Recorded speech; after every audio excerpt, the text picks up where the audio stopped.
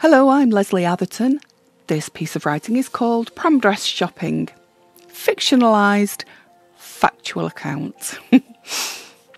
Suddenly we find it, the prom dress shop. Right up till that moment, we're still not sure if we're on the right road, and I for one am completely convinced that we must be wrong.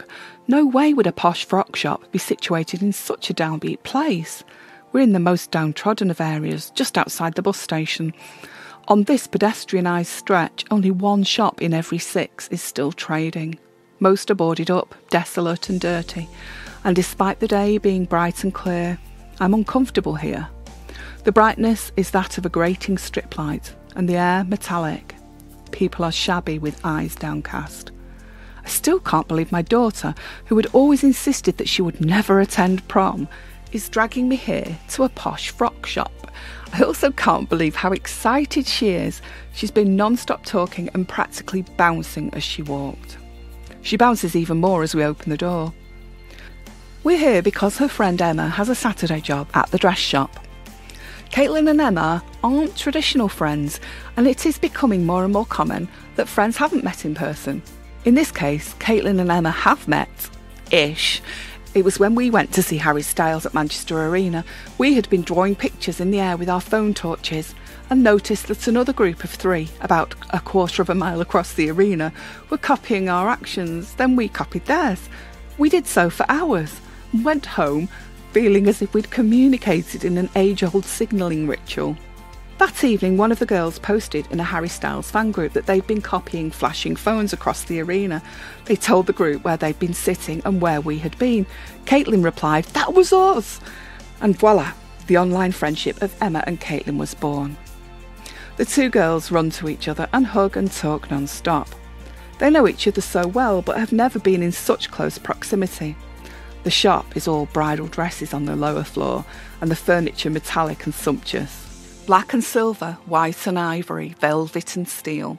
But Caitlin notices nothing, just shrieks excitedly with her friend.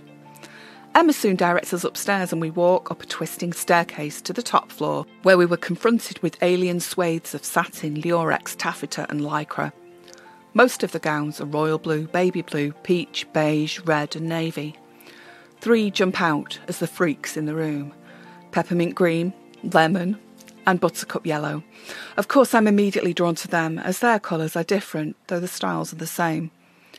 I wonder where a person would go if they wanted a gown in deep purple or bright orange, or if they wanted a non-traditional style, long sleeves, shorter skirt, high neckline. While non-stop chattering, Caitlin chooses her first 3 frocks, and I am led to a set of bright modern chairs, lime, pink, blue and scarlet, to wait. As I sit, I glance at laminated photos of the various dress styles and effects. They leave me cold, though it's nice here. I'm happy enough to look at the royal blue carpet with the occasional spilled sequin, and to wonder what's happening behind the matching royal blue curtains with silver sequin stripe. The strip lights buzz reassuringly, so I write and wait. Caitlin and Emma, secreted in the large dressing room, are giggling as if they've spent their whole life as best friends. Over this, I occasionally hear the near-whispered conversation of women in the next dressing room.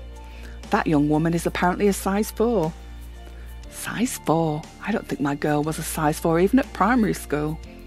It's incongruous. The staff here dress in navy jeans, navy uniform t-shirts printed with the shop's logo, and flat white shoes, yet they coax young women into tiny dresses and enormous heels in shades of peach and grey and shiny nude. Still, I sit and listen as the curtain rustles and ripples, and Emma fits Caitlin into the first of 5 dresses. There are mild noises of cars outside, and the occasional shouting of drugged up or drunk men, and I feel as if I'm in another, far more privileged world than that of the outside. Kids now demand so much more elegance than I did at the same age. Tight bodices and floaty skirts, off-the-shoulder strips of satin, fairy tale frocks. I sit and make notes and observations of this alien place with its fleur-de-lis wallpaper and the clean, glowing chrome curtain and clothes rack rails. I turn my head. Next to me, on the painted white shelf, is a long, bent pin. But it isn't the pin that catches my eye.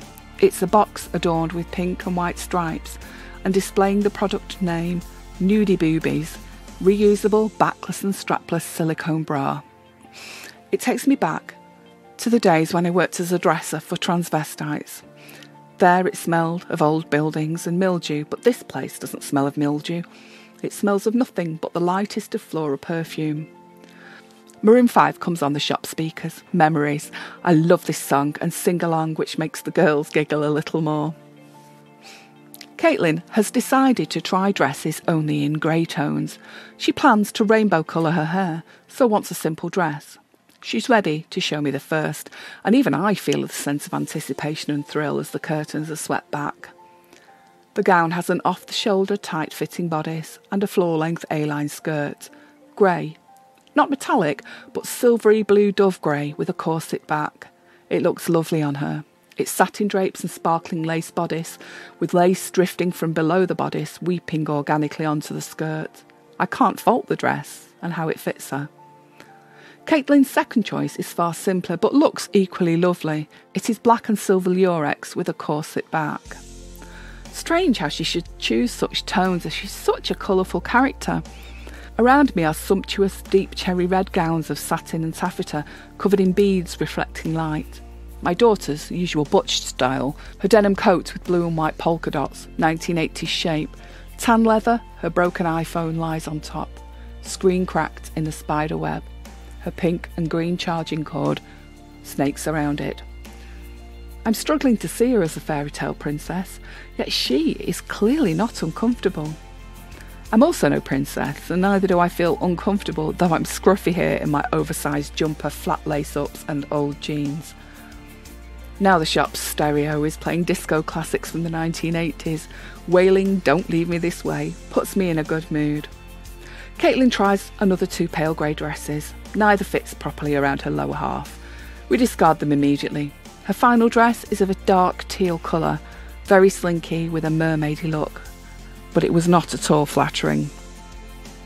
With very little discussion, we choose the first dress she'd tried. As she dresses again in her own clothes, I hear the girls talk of the coronavirus and how there are now quarantined Chinese people being cared for in the Wirral. Strangely, the location of those quarantined Chinese people is around the corner from another of Caitlin's friends. We leave after paying the deposit and giving more hugs. Unsurprisingly, my daughter is high as a kite for the remainder of the weekend. As a postscript, because of coronavirus, we weren't able to even have the prom, so the dress is currently on top of my wardrobe.